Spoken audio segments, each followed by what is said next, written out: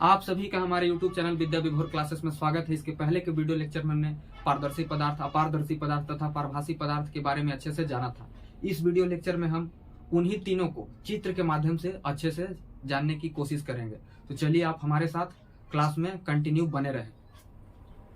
तो चलिए सबसे पहले हमने यहाँ पे प्रकाश स्रोत बनाया है। प्रकाश स्रोत के रूप में हमने यहाँ पे एक टॉर्च बनाया है। इस टॉर्च को हमने जैसे ही ऑन किया तो यहाँ से प्रकाश की किरणें उत्सर्जित हुई, यानी प्रकाश की किरणें निकली और इस प्रकाश के किरणों के मार्ग में हमने एक कांच की आयताकार सिल्ली को रख दिया जो कि बिल्कुल स्वच्छ है, यानी उस पे किसी भी तरह का धूल कण नहीं पड़ा है, यानी उस पे किसी भी तरह का दरार नहीं पड़ा है। तो जब हमने इस कांच की सिल्ली को प्रकाश के मार्ग में रखा तो प्रकाश सभी किरणें इस आयताकार ब्लॉक को पार कर गई। इस आयताकार ब्लॉक को, यानी कांच की आयताकार ब्लॉक को पार कर गए, यानी उसके दूसरी तरफ निकल गए। तो इससे स्पष्ट होता है कि यह जो कांच का आयताकार ब्लॉक है यह एक प्रकार का पारदर्शी पदार्थ है, जिससे होकर प्रकाश की किरणें उसकी दूसरी ओर निकल गई। अगर ये पारदर्शी पदार्थ नहीं होता या पारदर्शी माध्यम नहीं होता तो प्रकाश की किरणें इसके दूसरी ओर नहीं निकल पाती। चलिए फिर जस्ट हम अगला फिगर समझ लेते हैं। देखिए यहाँ पर भी हमने एक लाइट सोर्स यानी टॉर्च को बनाया है। इस टॉर्च को हमने फिर से ऑन किया तो ऑन करते ही इससे प्रकाश की किरणें उत्सर्जित हुई, प्रकाश की किरणें बाहर निकली। अब इस उत्सर्जित प्रकाश के मार्ग में हमने एक फिर से कांच का ब्लॉक रख दिया, यानी कांच का आयताकार ब्लॉक रख दिया। पर ये जो कांच का ब्लॉक है ये स्वच्छ कांच का ब्लॉक नहीं है, ये घिसा हुआ कांच का ब्लॉक है जो पुराना है, यानी इस पे धूल कण पड़े हुए हैं, ठीक ना, इस पे धूल कण लगे हुए हैं। जब इससे प्रकाश की किरणें टकराई तो टकराने के बाद प्रकाश की कुछ किरणें इसको पार कर गई, यानी इससे पार निकल गई, दूसरी तरफ निकल गई, और प्रकाश की कुछ किरणें उसी डायरेक्शन में वापस घूम गई जिस डायरेक्शन से वे आई थी।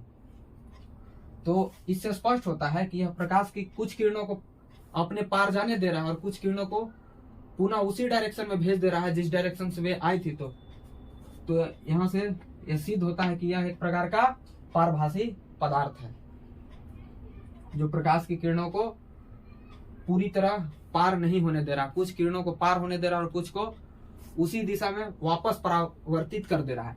चलिए अब सबसे नीचे वाले फिगर को देख लेते हैं।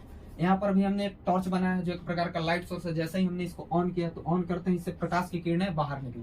प्रकाश की किरणें बाहर निकली तो उस प्रकाश के मार्ग में हमने एक दीवार को, यानी दीवार को खड़ा कर दिया है, ठीक ना।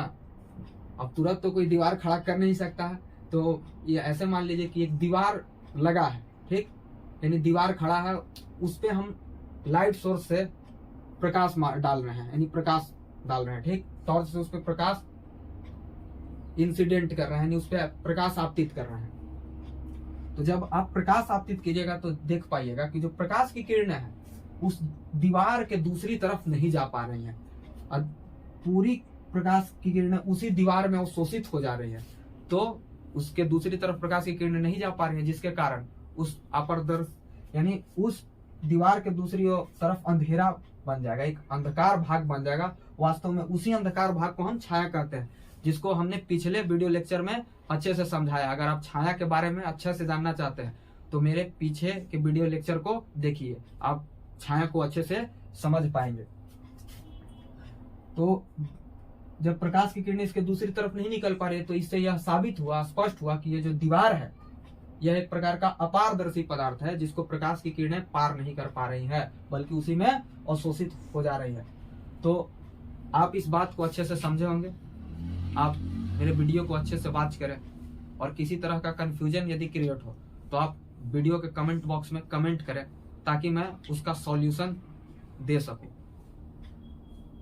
आप लोग अपना प्यार ऐसे ही बनाए रहें और वीडियो को अच्छे से वॉच करें। बाकी धन्यवाद। फिर मिलेंगे कोई अगले वीडियो लेक्चर में किसी नए टॉपिक के साथ।